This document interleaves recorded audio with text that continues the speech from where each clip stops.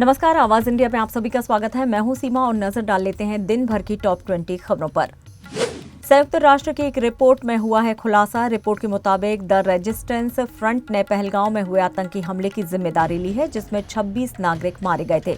Report के अनुसार ये हमला लश्कर-ए-तैयबा के समर्थन के बिना संभव नहीं था। भारत ने संयुक्त राष्ट्र में फिलिस्तीन मुद्दे पर शांतिपूर्ण समाधान के लिए सुझाव दिया है कि इजरायल और फिलिस्तीन के बीच बातचीत होनी चाहिए। भारत के स्थायी प्रतिनिधि हरीश पी ने तुरंत सीजफायर, मानवीय सहायता और बंधकों की रिहाई की मांग की है। भारतीय ब्रिटिश अर्थशास्त्री मेघनाथ देसाई का 85 वर्ष की उम्र में निधन हो गया। पीएम मोदी ने उनके निधन पर शोक व्यक्त किया है और कहा है कि देसाई एक प्रतिष्ठित विचारक, लेखक और अर्थशास्त्री थे, जिन्होंने भारत ब्रिटेन संबंधों में महत्वपूर्ण भूमिका निभाई।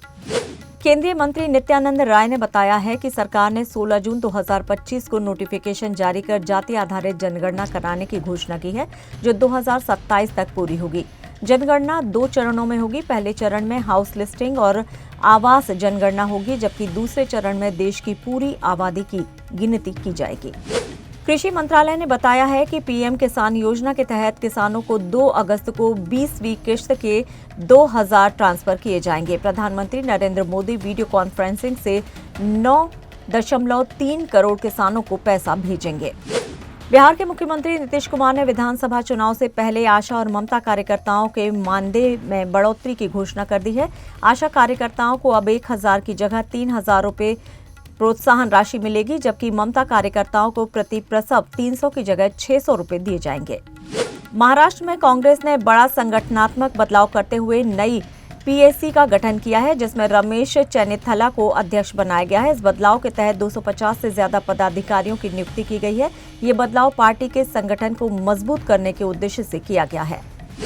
ईडी ने तेलंगाना में बड़ी कार्रवाई करते हुए हैदराबाद में 8 जगहों पर छापेमारी की है। ये छापेमारी कथित भेड़ पालन घोटाले के सिलसिले में की गई है, जिसमें सरकारी योजना के धन की हेराफेरी का आरोप है। ईडी की ये कार्रवाई बीआरएस सरकार से जुड़े लोगों के खिलाफ है।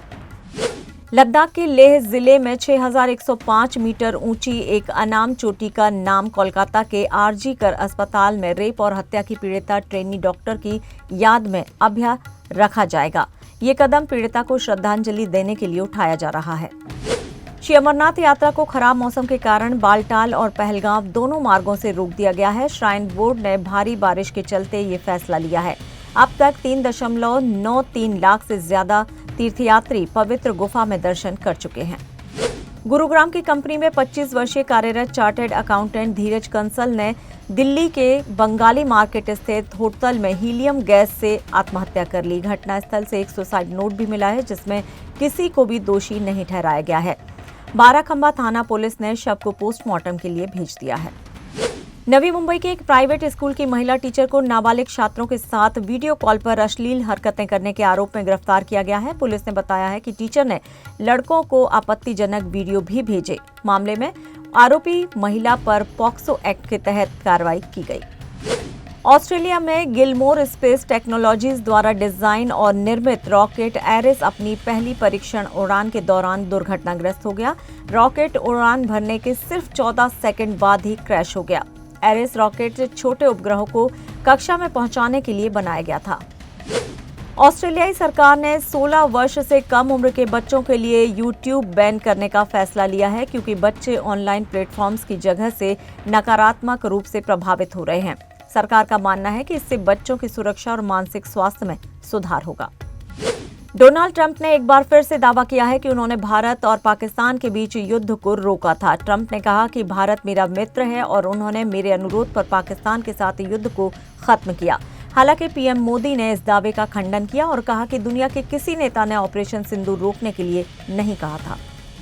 बुर्किना फासो के डार्गो में स्थित सैन्य अड्डे पर आतंकियों ने हमला कर दिया, जिसमें करीब 50 सैनिकों की मौत हो गई है। रिपोर्ट्स के मुताबिक इस हमले में लगभग 100 आतंकवादी शामिल थे, जिन्होंने सैन्य ठिकानों पर लूटपाट की और उन्हें जला दिया।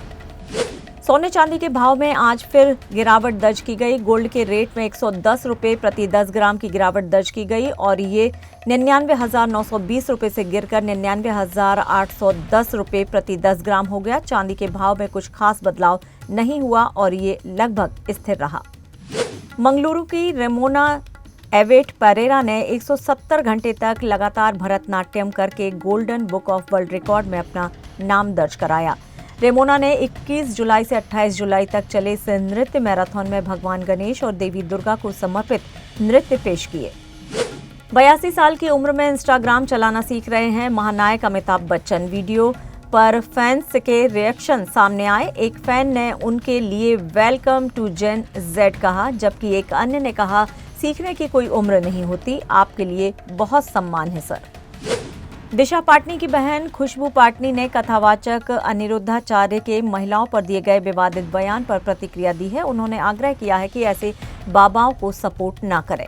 खुशबू पाटनी ने पूछा, लड़कियां लिविंग में क्या अकेले रहती हैं? फिलहाल टॉप 20 खबरों में इतना ही, लेकिन आप देखते रहिए आवाज इंडिया। नमस्कार।